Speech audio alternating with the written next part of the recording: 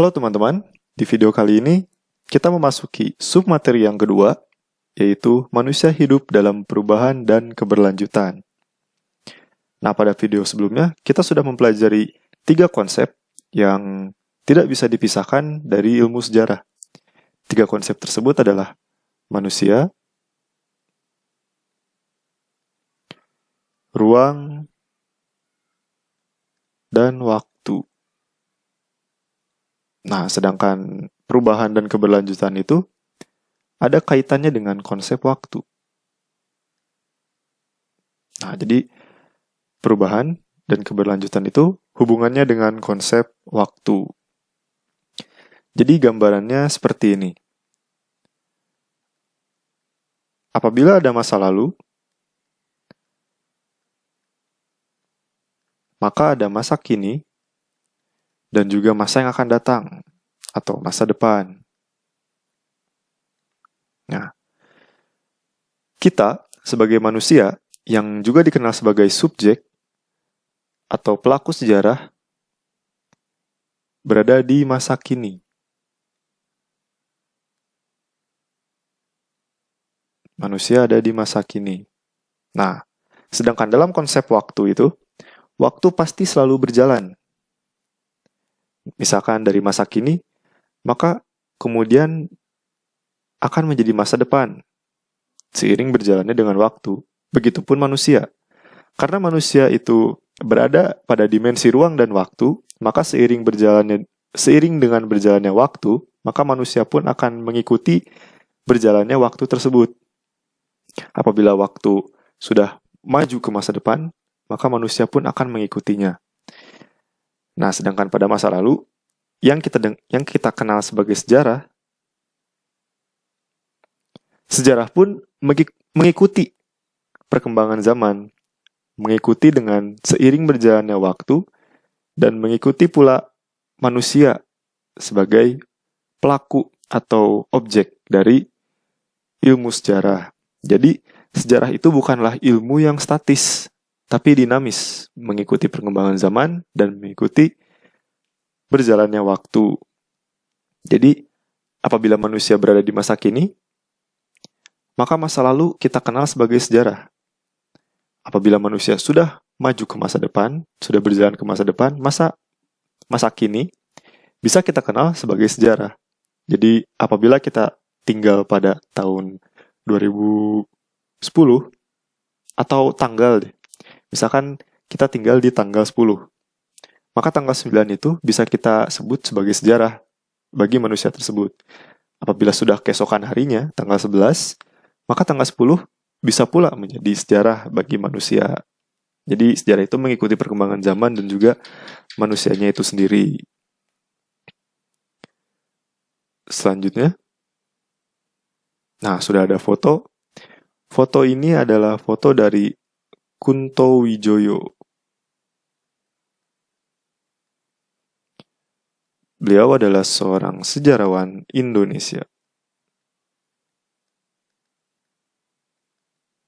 Nah, jadi Kunto Wijoyo, seorang sejarawan Indonesia, pernah menyebutkan 4 hal pada tahun 2001. Jadi pada sejarah yang terkait dengan konsep waktu, pada ilmu sejarah itu meliputi 4 hal. Meliputi 4 hal. Yang pertama adalah perkembangan.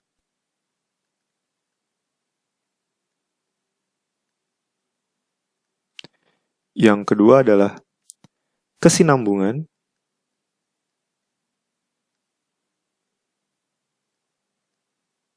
Yang ketiga adalah pengulangan.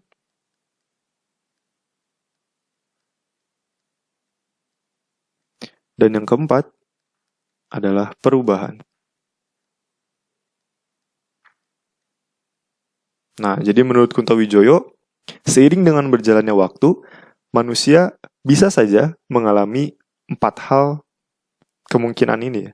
Kemungkinan yang terjadi pada kehidupan manusia di masa depan bisa terjadi sebuah perkembangan, kesinambungan, pengulangan, ataupun perubahan pada hidup manusia tersebut.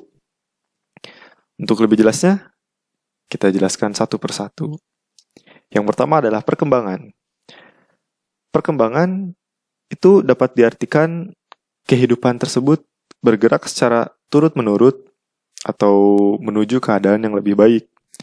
Jadi, misalkan kehidupan manusia ini awalnya sederhana, maka kemudian seiring berjalannya waktu bisa menjadi rumit, semakin rumit atau menjadi kompleks.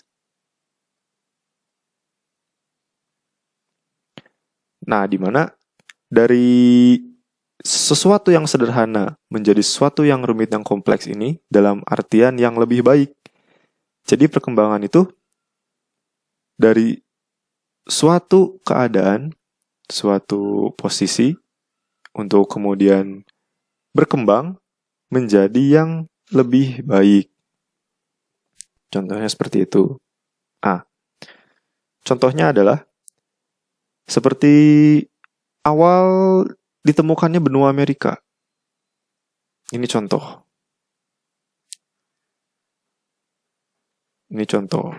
Benua Amerika ditemukan oleh orang-orang Inggris. Nah, orang-orang Inggris ini lalu mendirikan sebuah koloni atau beberapa kota yang awalnya merupakan desa-desa kecil. Desa-desa kecil yang kemudian semakin lama seiring berjalannya dengan waktu, maka desa-desa ini berubah menjadi kota-kota besar. Nah, maka kehidupan penduduknya pun akan lebih baik ya. Dari awalnya desa menjadi kota-kota. Itu contohnya. Lalu selanjutnya adalah kesinambungan. Kesinambungan adalah kondisi di mana suatu masyarakat itu hanya mengadopsi metode-metode lama atau melanjutkannya. Jadi, misalkan ini di masa lalu, ke masa kini. Nah, di sini di masa lalu itu sudah dikenal dengan suatu metode ya. Suatu metode. Misalkan metode A. Lalu masyarakat tersebut tidak melakukan perubahan sama sekali. Jadi hanya mengadopsi metode-metode lama atau melanjutkannya. Jadi pada masa kini itu menerapkan kembali metode A. Tidak ada perubahan seperti itu. Contohnya,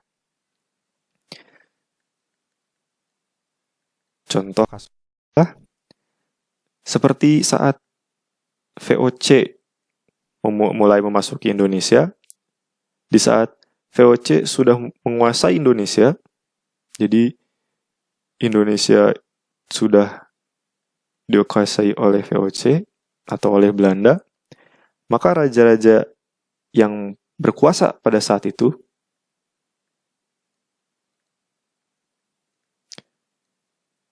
raja-raja yang berkuasa di Nusantara pada saat itu harus membayar sebuah upeti kepada VOC. Nah, metode ini tuh sebenarnya pada sebelum datangnya VOC sudah ada. Jadi, apabila suatu kerajaan menaklukkan kerajaan lainnya, maka raja yang ditaklukkannya itu harus membayar upeti kepada istilahnya penguasa baru dari kerajaan tersebut. Itu contoh dari kesinambungan. Nah, selanjutnya adalah pengulangan. Pengulangan itu adalah di mana suatu peristiwa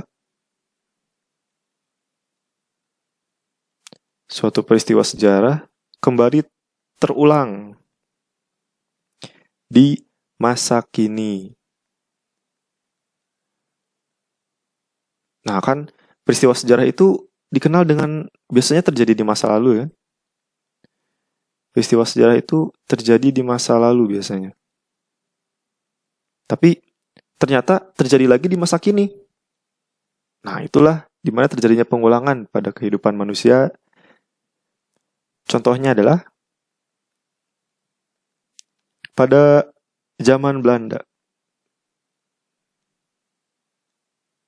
Pada zaman penjajahan Belanda, itu dikenal dengan adanya istilah rodi atau kerja paksa.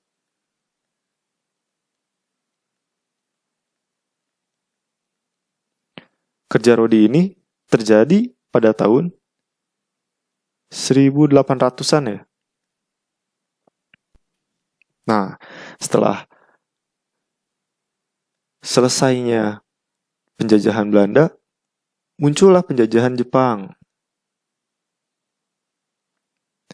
Nah, di masa penjajahan Jepang ini terjadi lagi ternyata kerja paksa yang dikenal dengan romusa. Ini kerja paksa ala Jepang ya. Kerja paksa ala Jepang dan rodi adalah kerja paksa ala Belanda. Nah, romusa terjadi pada antara tahun 1942 sampai 1945. Pengulangan, jadi pada masa Belanda terjadi kerja rodi, yaitu kerja paksa ala Jepang, maksudnya ala Belanda.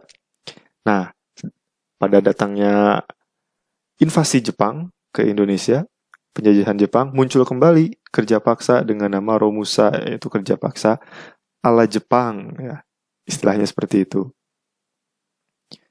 Lalu selanjutnya adalah perubahan.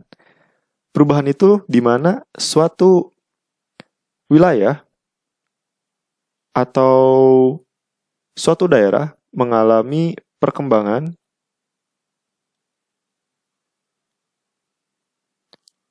secara besar-besaran.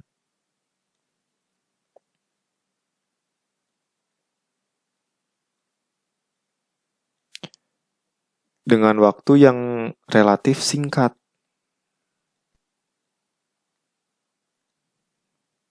Nah, jadi perkembangan itu sebelumnya diartikan sebagai sebuah peningkatan ya.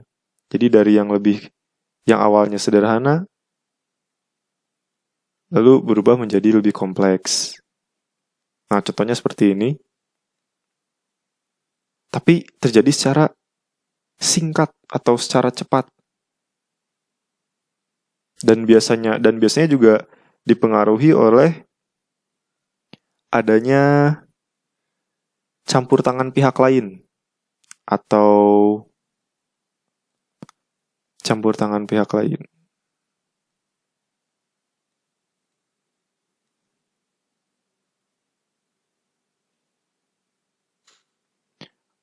Atau disebut juga dengan adanya campur tangan dari pihak eksternal,